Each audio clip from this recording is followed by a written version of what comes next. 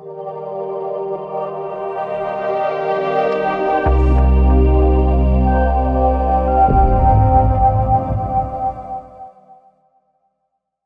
Revolution Health, this is Dr. Jason Dean. We are live today here on Facebook about 2 o'clock Eastern time, and I am here with a great guy. He is the host of the Robert Scott Bell Show, which is syndicated literally internationally now. Robert Scott Bell, who is amazing in the holistic health field, natural health in general. Robert, thank you so much for being on the show today. I appreciate it. Dr. Jason Dean, good to be with you, my friend. Awesome. It's I've wanted you on for a long time, and we know each other off screen as well. And your work has just been phenomenal. I actually met you years back, but I started listening to you years and years ago on mainstream radio, which it's a shock sometimes that you're allowed on some of the mainstream radio based on what you talk about. What could be so controversial that would get me thrown off of radio? I don't know.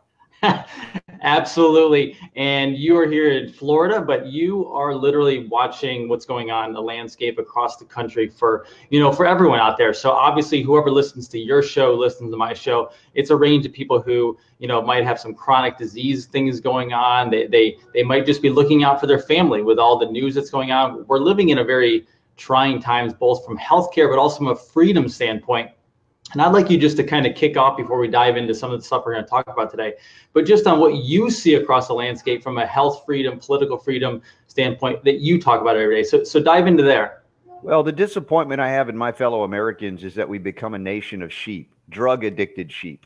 And we believe the authoritarian overlords from the medical complex, if you will. And they may not be doctors, they may, but in many cases they're just politicians or they're bureaucrats that have been bought by the promise of good health, perhaps, even if that's claimed at this point. I don't know. But certainly their retirement is dependent upon their willingness to play nice with Big Pharma.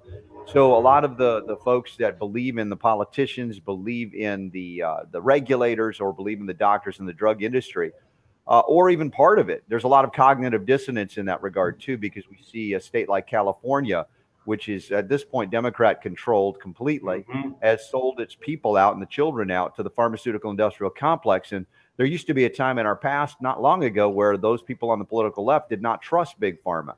Yet there's a complete disconnect in reality when they say, well, yeah, I don't like the drug industry, but I do want cheap drugs for poor people, like they have deficiencies in drugs. And, I don't like their drugs, but those vaccines, my gosh, those are manna from heaven. Sacrament from the Church of Pharmaceutical Mysticism, in which we must mandate that you worship as well, right? That's annoying. It's one thing to defend freedom. It's another thing to violate that freedom and say, you know what, we're going to enforce a medical edict that everybody gets the same treatment, because that's, the collectivist ideology of the political left right now. You're not an individual, and if you are, who cares? You can sacrifice yourself or your children for the good of a pharmaceutical whole. And I'd like to put them in that pharmaceutical hole, and they can play around with the syringes and the drugs until they want to crawl out from the misery that it causes. So for me, I don't mean to start on a bummer of a situation here, Dr. Jason Dean, but I just do want to acknowledge that right now we're seeing such a polarization left, right, which is it's an artificial construct, a Hegelian dialectic playing both sides against the middle. But the reality is, if you're not for freedom, right, the freedom to choose, right, we can say, hey, you know what, I don't think vaccines are good for me. Anybody who's a doctor of chiropractic, I would hope that you know from your training they're not good for anybody. But let's just respect people's choices. If you don't agree with them, that you allow them to have it. But I would like them to know how dangerous those ingredients are. Yesterday, I covered on the show, Jason, an article about the American Academy of Pediatrics actually acknowledging toxins in food. They're concerned about toxins in food affecting children. But somehow, speaking of cognitive dissonance, they neglect to inform any of their followers that those toxins and worse are in injectables called vaccines. No mention of that. I've never seen a vaccine that they didn't want to inject into your children. Absolutely. It's actually interesting you bring that up, because you talk about the left and the right paradigm of politics and how much they push each other against each other. It's a competition, getting everyone to choose a side. And as I know, like you just said, from a healthcare standpoint, there is only one side. There's health. And in today's healthcare paradigm it's not a healthcare paradigm. It's a sick care paradigm. And it's actually interesting. We were in Utah and we were stopped in this little bookstore. And out of nowhere, for $5 back in the early 1900s, we found an old pediatric textbook that talks about what you just said, which was they knew there was toxins in the food. They knew that there were actually heavy metals and everything in the vaccines. This is going way back. And even you notice this, just like our political history, you have to go back to find out what our creators actually wanted for us in this country from a governmental standpoint, but also a healthcare standpoint, correct? Yeah, well, listen, they've been captured, these people, by really it's a magic or a pharmaco, that whole basis of pharmacy, pharmakia, it's sorcery, honestly. And you look at what happens here, and the ability to wave a wand and have you believe that you are deficient in toxic poisons and that children cannot survive without being injected with heavy metals or aborted fetal cell containing vaccines or animal DNA and RNA in that injectable form. It's just, again, these people that have been granted special status through the licenses and degrees of the medical pharmacy. They have now basically adopted a cult that, they acknowledge in their peer-reviewed literature that the third leading cause of death. Why anybody would look to them for a source of health and health care, much less, as I said, one state in California, although there are others that are kind of moving that direction. You can believe what you want to believe, but when you violate my beliefs in the pursuit of your beliefs, that's where we draw the line. That goes back to the origins of the United States of America. What was the point? The point was defense of individual liberty, not pharmaceutical mandates. 100%, absolutely. And as we dive into this deeper, I want you to bring up a topic. We discussed it a little earlier, but it's, I know Del Bigtree also brought this out the other day, I believe it was. But this goes back to government too, because I know Ronald Reagan was involved in this as well as other presidents. But there was recently a lawsuit that a judgment just came down with Health and Human Services, because quite honestly, I think everyone out there in the public, as you say, the sheep, believe that all these vaccines have had tons of trials and proven safe and effective, but in reality, that's not true at all. But tell us a little bit about this lawsuit, because I know most people out there in this vaccine world and the families, the parents, they don't do all their homework and they don't know everything that's going on. But this is even deeper. Take us through some of this that's groundbreaking that just went down recently for us.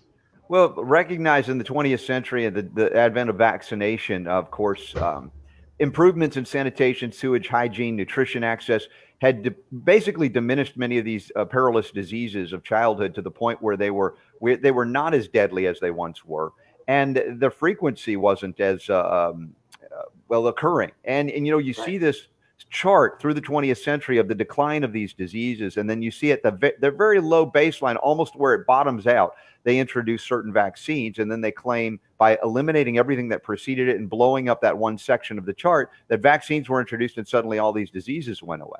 But that's not exactly accurate. In fact, it's far from accurate. It's cherry picking data, or let's say cutting the timeline, so it brings out an illusion that these vaccines saved us. Now, the reality is our immune systems develop by interacting with the environment. We have maternal immunity from mom, and of course it develops over time as we're exposed to these things. And we're finding out that many of these childhood rites of passage, these diseases, are actually strengthening immunity, teaching the immune system, and making it less likely that as adults we would succumb to certain cancers or autoimmune conditions or allergies or other chronic inflammatory degradation diseases, neurological inclusive.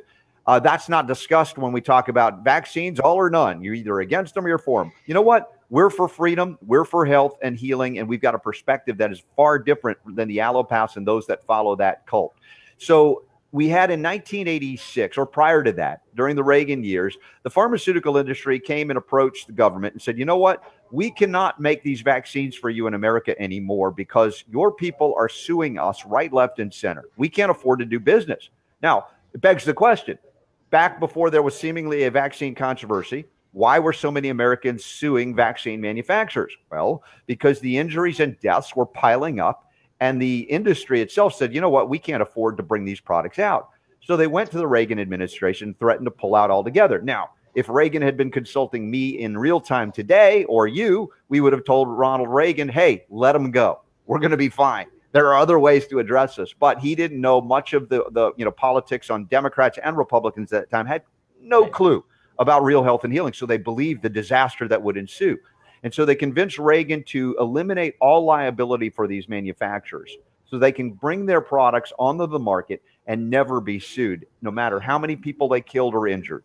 That seems disastrous, and it is. But they also said, well, in order to do that, now the government pushed back a little bit, said, okay, we're going to establish a national vaccine injury court, right? Mm-hmm. I argue an unconstitutional court, but it would be where you would petition the government for some type of compensation should you claim that there was an injury or death due to a vaccine.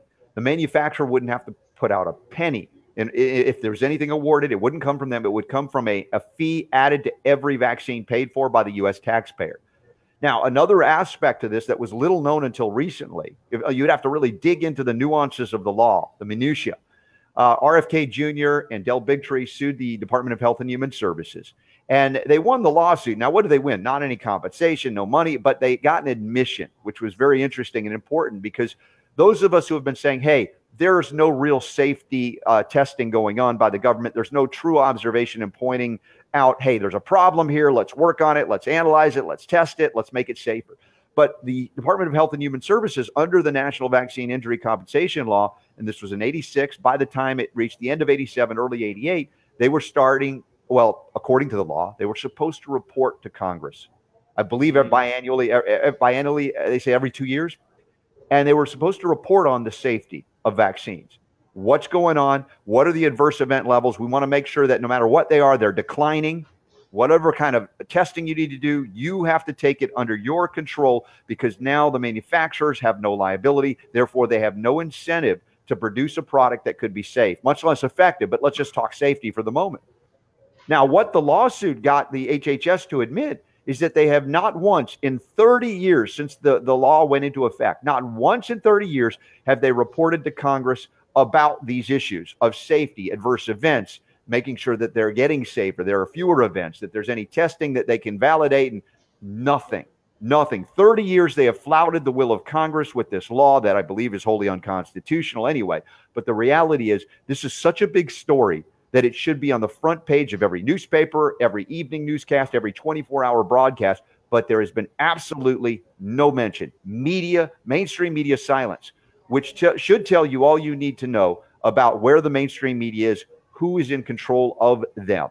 There should be government hearings, outrage. You know, they're the people that have, are outraged about everybody that gets a hangnail from a dietary supplement. They'll call congressional hearings over a Fedra, which really didn't cause maybe less than 5 deaths, if that, and those were used and abused improperly, or if they were adulterated, that they were not done properly. But the reality is modern medicine, big pharma, vaccines, third leading cause of death, vaccine adverse events, maybe 1 to 10% are ever being reported officially. Doctors don't even know about the adverse event reporting system, so they don't report it mostly. And now Congress has been caught, been alerted at least, by this lawsuit that not once in the 30 years has HHS done what the law says they have to do. Think about that just for a moment. And then, if you need to go vomit and then come back, that's okay. Take your time. Absolutely. And alarming is, obviously all that's alarming, but on top of that, the vaccine schedule has skyrocketed in the amount of vaccines given. That's right. Ingredients have changed, obviously, in 30 years, but also I go back to Big Pharma and the FDA, where they get to fast track drugs all the time. And we know they're fast tracking, if not going to be fast tracking, even more vaccines. So now we have that multiplying effect of, okay, we haven't even looked at this stuff in 30 years. We have a vaccine court behind the scenes. But tell me where you think the future of vaccines goes based on your background right now, what you're seeing, and also this potential lawsuit going forward.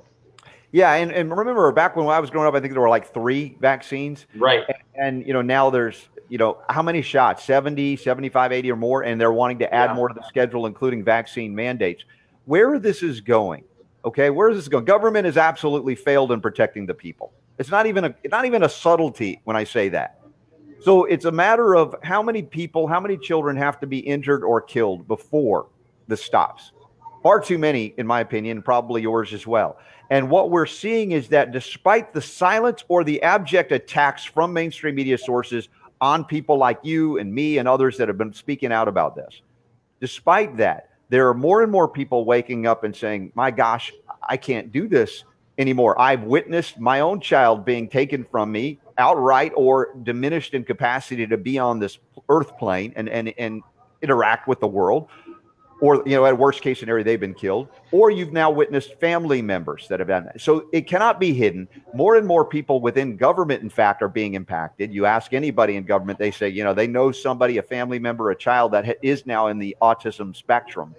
So inevitably, it's going to come crashing down no matter how far, how much, and what they do to push back on all of us.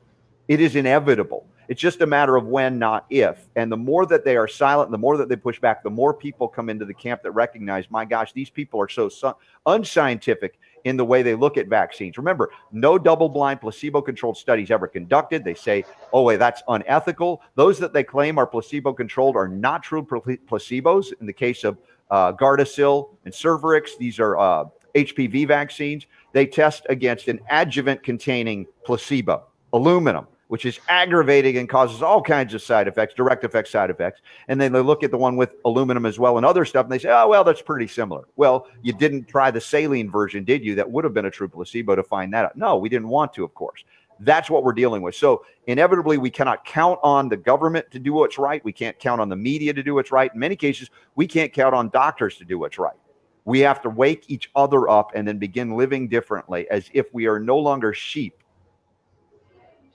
Completely. And now on top of that, and I think you see this all day long too, because I'm constantly looking through the research. I'm also constantly looking through some of the news, what's going on. But now they're pushing these vaccines. So for example, I think HPV vaccine, now they're trying to get it approved to do boys over 9 years old. So it's getting completely out of control. And you've seen that as well, I'm sure. Not only that, but again, the adult mandates, they say, well, we're not getting enough compliance with those young girls, young, you know, not even adults, young girls. And so they want to add, as you said, into the young boy category. Now they've also petitioned the government to say we can use this in young adults, girls, women in their 20s and even 30s, despite the fact that they said it's only effective if you get it before exposure. But I would argue that there is no evidence scientifically validated, verified, that the HPV actually is a causal agent in the manifestation of cervical cancer 20 or 30 years after exposure. I mean, they find traces of it through PCR, polymerase chain reaction, which takes and amplifies unknown genetic material, fragments that they don't know what it is, hundreds of millions to billions and billions of times, to say, my gosh, one time in the past, you may have encountered this, but it doesn't show any viability of replicating viruses present, because even a semi-functioning immune system will clear that virus without any intervention, right? Within a couple of years or less. So we know how to do it faster with other things. But the point is, it's an absurdity what they're claiming to begin with, that this should even be on the market. It shouldn't. Absolutely. And I want to transition into something too, because I see something happening, a bit of a movement. And I know we will see, like, the sheep are trying to wake up, but they're not waking up, and they're constantly being propagandized every single day. But on top of that, we have some interesting lawsuits popping up. We talk about the HHS lawsuit, but also, I'm sure you've seen this as well, Monsanto, who now calls themselves Bayer, trying to get the marketing off the name Monsanto, but they're actually being taken to court as well, which just got approved for the gentleman who actually believes he got cancer from the chemical, the glyphosate, et cetera. What is your take on that? Because it seems like there's some cracks in their armor coming up with some of these big ag, different things like that, and very possible we could start breaking that mold open.